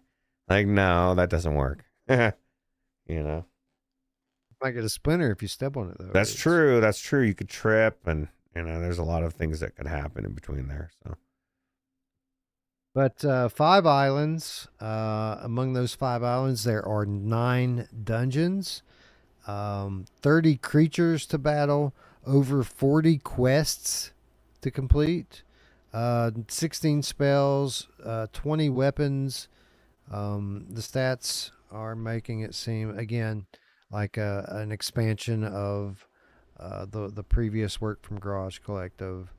And with only a couple of months to go before this thing launches, so far so good, man. Everything looks great. And stay tuned to Virtual Strangers to learn more, because obviously we're going to be covering this extensively as the launch window approaches. and Philosix brings up something that I noticed that we didn't, surprise neither one of us even said, but apparently there's co-op. I saw somebody waving to another character in the trailer. Yeah, it looks that way, don't it? I didn't see any confirmation of that, but That's what it looks it like. sure looks like it. Yeah, unless there's some character in there that looks like another player that's waving at you, that's not co-op. It definitely looks good. So I know Bad Robo says Hitman graphics. I disagree. Hitman, the thing with Hitman 3, that game is so beautiful. Like, when they tried to bring it in and they tried to make it, like, this game is designed to be an old school, this art style type of game. And I think it works as long as the gameplay is compelling and fun. You know what I mean? At least for me, I feel like I've been sucked into, like Tron. I've been sucked into this video game I was playing, and now I've got to go through this world where everything looks like it did on the flat screen, except for now I'm in the world. You know what I mean? I don't think it needs to be necessarily super realistic graphics. That doesn't even make sense to me for a game like this. I just think it looks really cool. No, absolutely. You know, a certain part of the appeal of these games is the nostalgia factor. When you get these pixel art style games that are obviously meant to be kind of a VR representation of the games we used to play. When we were kids, man, and we were thinking about the idea of virtual reality and what it would be like, this is quite literally what we were thinking about. Like, this is what the games looked like back then, and we used to imagine, what if we were in the games? Garage Collective is fulfilling that fantasy that the little kid in us all had, 30 plus years ago. Right. And I was actually saying something about this in the Discord earlier today about Atari and stuff. Like, the reason there's certain games that you could play today, whether it be Defender or Asteroids or whatever, where the gameplay loop was fun and it didn't require the graphics. And there was other games like E.T. and Indiana Jones, and that were just such trash that the gameplay was just trash. Like, I don't want to be in that world, right? I wouldn't want somebody to remake E.T. Atari in VR, and because the gameplay sucks so bad. But if they could make it the same premise and make it look like it and make it the gameplay fucking badass, I think it would be cool. I'd love to go on an ET adventure. So, and I kind of feel like that's what this is that next level, like you said, of what you would see when you were a kid, what you imagined what it would be like being in that world. So, No, it's cool. Yeah, again, early September on this one. I bet you we have access before then. Make sure you're subscribed. Ring the bell. Definitely more to come. And with that, we wrap up the week's news, and we're going to move into one more segment before we say goodbye. And we're going to give some game impressions, because while we didn't do an episode last week, we totally planned on doing an episode last week, even so much so that we got into Zombie Army VR and played some co-op for a couple of hours, Roots and I. Just a little bit of context before we start giving our impressions. This is a game that's gotten mixed reviews. Some people will tell you that it's awesome. Other people will tell you that it's just okay. Additional context, in recent months, Roots has been very vocal about how VR games don't have enough depth for him. Specifically shooters he's bored with. He doesn't like just getting in the VR and shooting things just to shoot them. So, Roots, with that said, everyone's saying that this game's not that great, and you saying that you don't particularly like just shooting things to shoot them. What did you think about Zombie Army VR? Oh, I'll tell you what. It started out. My first impressions started in the training when I just decided to shoot at the shooting range, right? And I found that as I got a better score, I unlocked a gold skin for my gun. I said, "Oh, wow, that's cool." And so I did it for the other gun, and then I was like, I don't have the patience for the sniper, because I'm not crack shot sniper like Wes. So I was impressed. I thought, okay, I'm already like, I go in with Wes, and Wes is like, oh, your gun's one of my guns. Once I upgraded the skin, the actual upgrade was gold, and I thought, oh, cool. I have something that in a multiplayer co-op game I can show off to my friends. So I thought that was cool as well. But if I'm being honest, Wes, like I thought Sniper Elite was cool, but it's not my jam. I wasn't something that I really enjoyed or thought was like I really had fun. I think this is a better game to me. The gameplay loop, I actually enjoyed, and it starts out slow like everything else, but as it progresses, like you kind of have to be on your toes, and I like that. I thought this was cool. Yeah, we had a blast playing this game. Not perfect by any means, but I think the kind of things I have an issue with are relatively minor. This is kind of what I was hoping for. Like, I didn't expect a ton of depth from Zombie Army. It's Zombie Army. I expected it to be a VR representation of what the flat games were, and that's pretty much what this is. It's a fucking zombie shooter in VR, but it's so much more than that.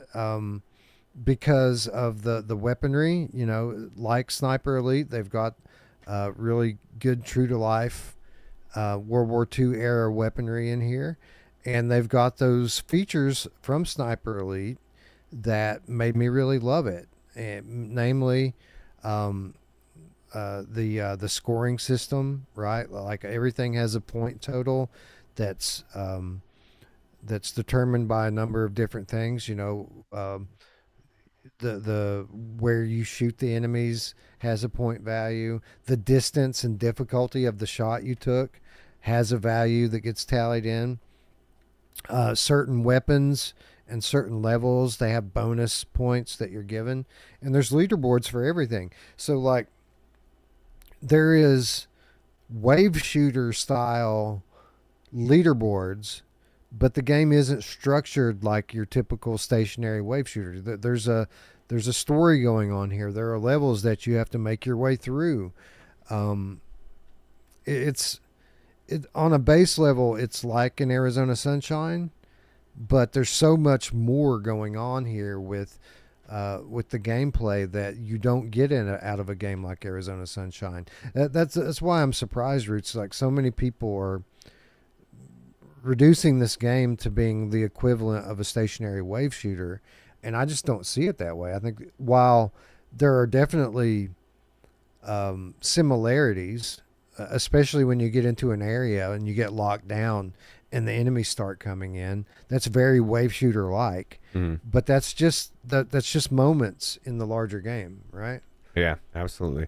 And Awesome Tatum's got a point, because I was thinking about this, because he said it was boring. He hates to say it, and I asked him if he played it by himself, and he did.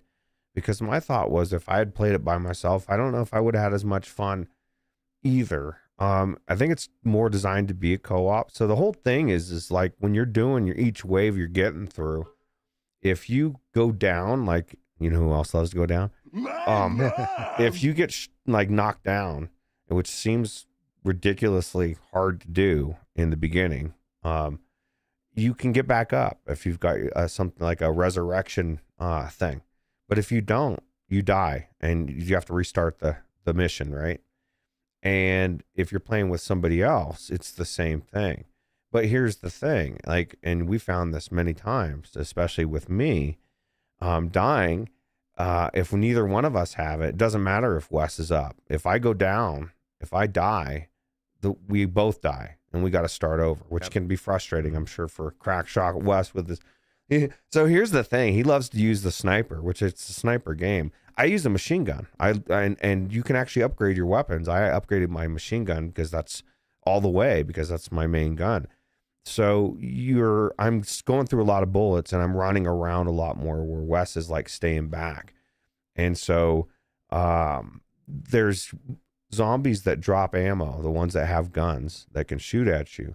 And so that's why I kept running ahead to go grab this ammo. And then these zombies that are screaming, that explode, come running out of nowhere. And then if they hit you, if you're even close, you're gonna die. And so I like that aspect of it. It might have frustrated some other people, but I legitimately was thinking, Wes, if I had played it by myself, I don't know if I would have had as much fun. I think it still would have been fun, but I think as a multi or co-op game, it just added it. Like, not all games have to be, but this actually adds something to it that makes it more compelling to me. So. Yeah, I think that's an important kind of caveat for our impressions here. I've played this game quite a few times at this point. Always in co-op. In co-op literally every time I've ever played it. So I can't really say a whole lot about the single player kind of experience here. I haven't really had that yet. For what it's worth, I'm playing this game today after the show. I'm playing some more co-op.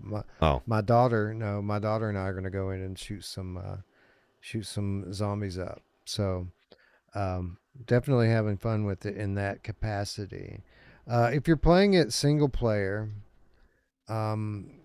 you'd probably need to get more involved with like the leaderboard and like the collectibles. Like, there's a number of collectibles in this game that you can find, and that kind of leads me to my first real criticism of the game, and probably my biggest criticism of the game, is that there's a number of things that the game does not teach you.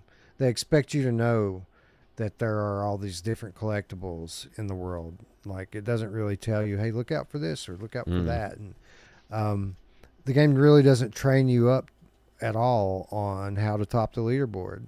They expect you to just know this stuff from playing Sniper Elite or playing Zombie Army before. Roots, I kind of think that was my biggest negative from this, is that there was so much of this that you just have to know. And luckily, you know, as a fan of Sniper Elite, I was able to kind of figure it out. But I got to imagine there's a lot of players out there that this shit just went right over their head. Yeah, it's kind of important. But I guess maybe they just figure as you play, you'll figure it out. But some people don't. So Dee says she loved it as a single player. She has only played it by herself. So cool.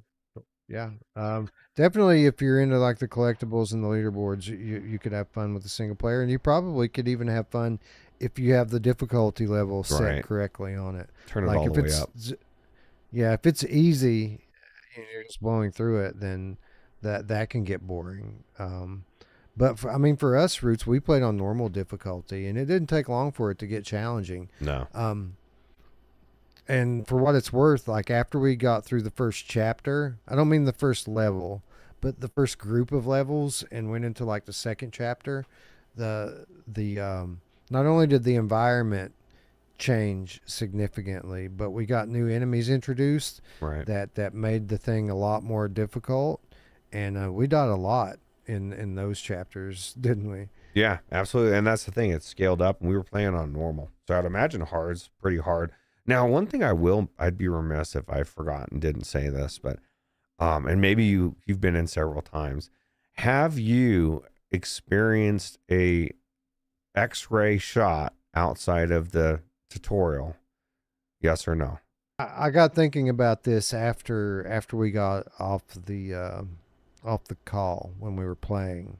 I think that the reason why we didn't experience any of those X-ray shots is Co-op? because we were playing co-op. You know, whenever you nail one of those, they literally pause the game for a moment, grab your perspective, and show the enemy getting pierced up with your round. Ooh. Well, they can't really do that if we have two people trying to experience the same experience, and they're already having timing issues because everyone's on a different ping in a different region. Yeah. Yeah.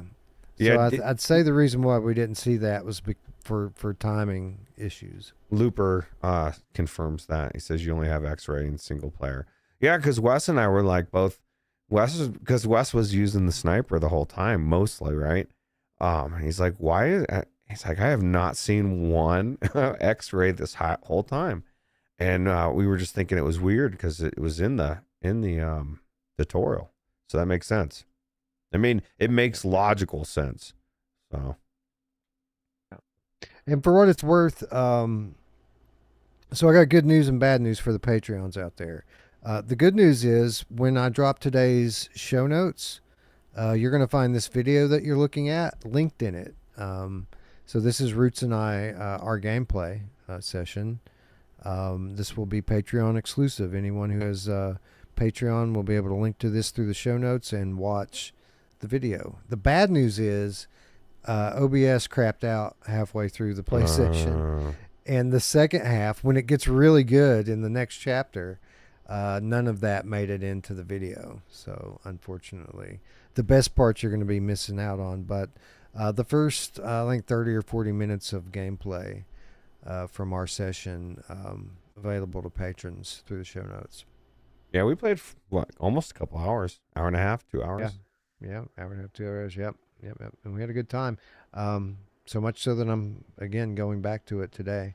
Spent 2 hours last night troubleshooting my daughter's computer just so we could get the PC version up and running. That's another caveat I want to give everyone is I've played it on PlayStation. I've played it on PC. I have not played the Quest version yet.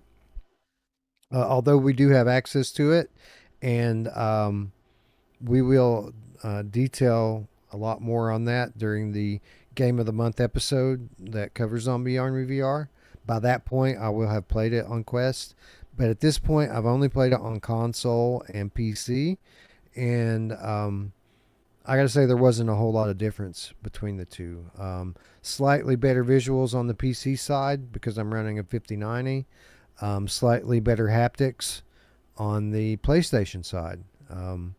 So kind of what you would expect, Roots, what we typically say, right? This just depends on what you value more as to which version you should play.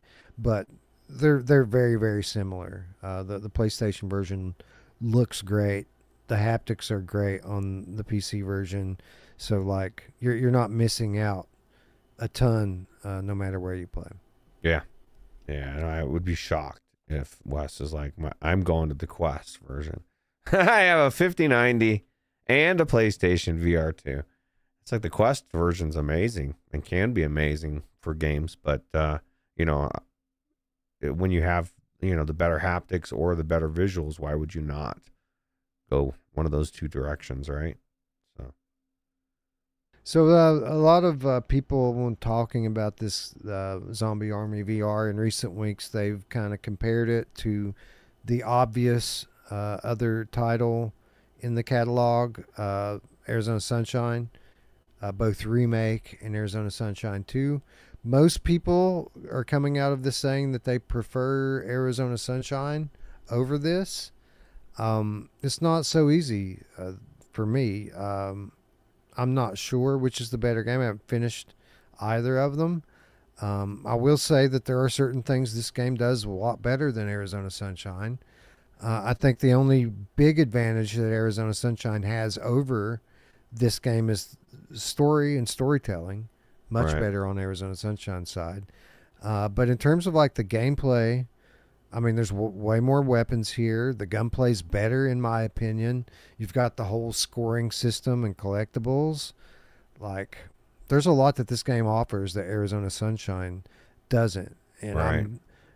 I'm still kind of in the honeymoon phase with this game, but I think kind of in terms of the minute-to-minute gameplay, I think I prefer Zombie Army right now. Yeah, the variability of zombies so far, anyway, seems to be if it keeps continuing down the way it's been, it's going to be significantly more better gameplay, right? Because it's not only just the way they look, it's the way they act, And like I said, I those running zombies kind of reminded me of was it Serious Sam? You'd have those enemies that would come Reminded running me- at you. Yeah, they reminded me of Synapse. In Synapse they have those screamers that run at you and blow Same up. thing. They're just like that. Yeah. Yeah. So I think it's the enemies are more unique, and I think it's cool. So definitely, if you like this type of game, I'd pick it up. For somebody that was going into it saying, I really don't want to play this game, and then Wes gave me a copy or key, and I was like, okay, well, I got a specific key for me. I at least go check it out, and I thought it was cool. So Fun. I didn't expect Roots to have a blast. I thought he'd come out saying it's all right, but when we got done playing, like, we didn't really want to stop playing. We were just kind of, it was late and we were running out of time, but we both kind of resolved that we would come back to it at some point just for fun. So Looper and Corporate Zombie are both kind of asking, how would it compare to After the Fall? there was a lot I liked about After the Fall. I think After the Fall probably in the VR catalog, I probably got more hours in After the Fall than I do in any game, period. And it's probably not even close. Yeah, again, I've really enjoyed the minute-to-minute gameplay of After the Fall. I did not like the structure of the game. Like, I need a campaign to play through, man. I don't want to just sit and defend an area in a wave shootery type thing. I like it when a game has bosses. After the Right. Fall has no boss fights. Zombie Army has boss fights, Right. which I think is fucking cool. Like, boss fights are kind of a lost art in modern gaming, it seems like. Wow, And, modern VR gaming. Well, I mean, a lot of flat games too, but yeah, I love it that Zombie Army has that, right? They have the boss encounters, Right. yeah. So I don't know, man. I love the weapons and how they feel in After the Fall. The minute to minute is really visceral in some parts of After the Fall. Again, like, I've fucking over 100 hours in that game. Like, it has to be doing something right. Right. So I don't know. I don't know how to answer that. After the Fall is inherently a co-op experience with a squad of 4, which I love. Yeah, I don't know. I have no opinion on that. I can't say one or the other. Something happened to Wes's mic. It went really low.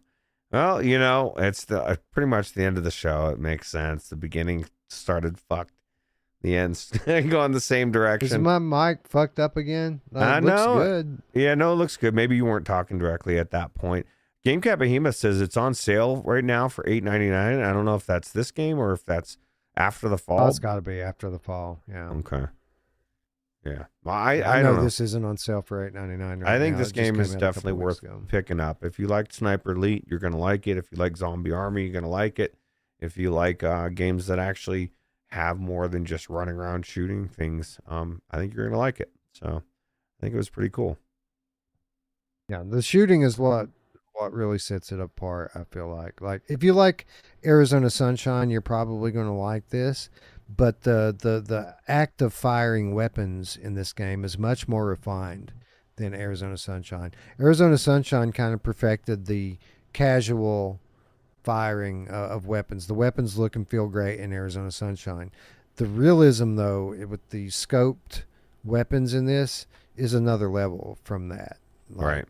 The scope, I'm a sniper by nature. Like, I like to grab a rifle and stay far away from enemies and explode their heads. That's typically what I gravitate toward in games. I don't grab the shotgun. I grab the rifle. And this series, Sniper Elite Zombie Army, does scoped rifles better than any other game I've played in VR. So that's it for me. I love it. Yeah.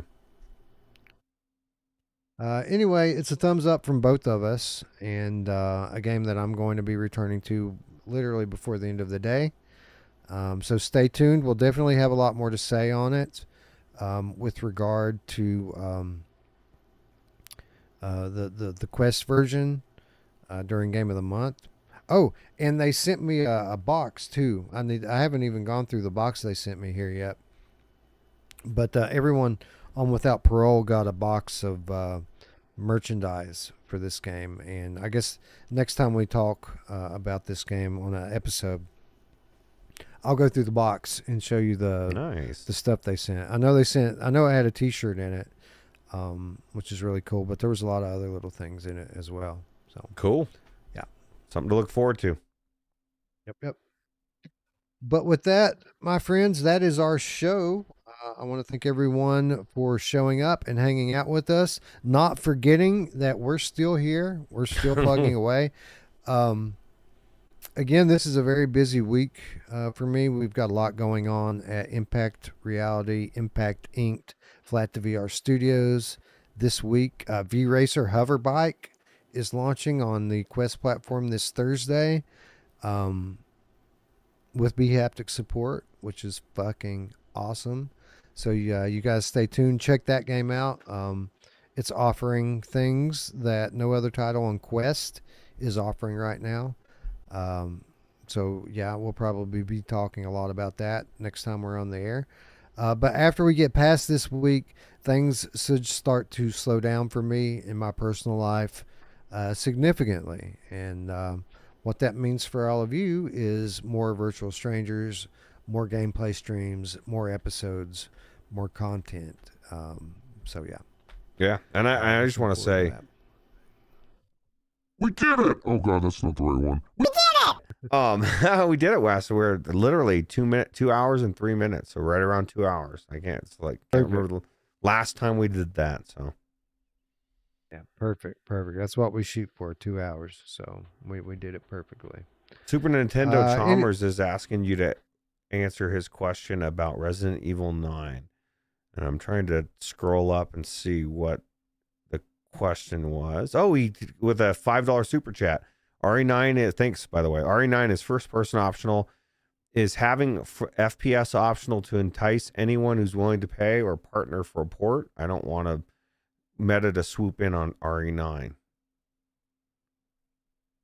Having first person optional to entice anyone who's willing to pay a partner for a port. You talking about with like VR? I think he's yeah. Yeah, I don't think so. I think having that optional is just a way to cater to their player base. I think didn't they do something similar with RE4? Like they had you can play it originally third person, and then they updated the game so that you can play it in first person or third person. Yeah. I'd say that it's just a continuation of that. Honestly, I think it's just giving their players an option so everyone can play the game how they want to play the game. I do think it's a good thing having that in there. I think it makes it much easier to become a VR game. And if I had to bet, they're already working on the VR version of the game. I think it'll support PlayStation VR 2 just like Resident Evil 4 and Resident Evil 8 did before it, and they just haven't announced that yet. Yep, I agree. Yep. 100%. But thank you for the question, and thank you for the $5 super chat. Hopefully, I didn't miss any other super chats while we were talking. I didn't see any, but I didn't see his either. So, anyways, D says the game of the month will not be 2 hours. No, it will not. It will probably be 4 to 6 hours if I had to guess, but maybe not. Maybe we'll get it done fast. Anyways, thanks to everyone for showing up. Be sure, if you haven't already, to subscribe and ring the bell so that you'll be notified next time we come on the air. Of course, if you want to do more, you can always support on Patreon, where for as little as $3 per month, you get access to our show notes, exclusive content, and more. So shout out to all the patrons out there. You also get your name in the credits at the end of the show, and you get to meet up with us in VR as we deliberate and decide who wins our award categories at the end of the year. So yeah, shout out to all the patrons out there. Super Nintendo Chalmers with another $2 super chat says, I hope so. Thank you, Wes. Thank you for being here. Thanks for the support. Of course, if you can't afford to support us, we completely understand that. That's why our Discord is 100% free of charge. You'll find an invitation link in the description down below, and that's where we live at. That's where we hang out. That's where we talk about games and life and more. It's a wonderful community of friendly people that will greet you at the door. So click the link, join the community, and tag us up and say hello on there. Yep. And I think that's our show. And That's with that said, everyone, we'd like to thank you all once again for watching. For Roots, I'm Wes. We'll see you next time. Bye. Take it easy.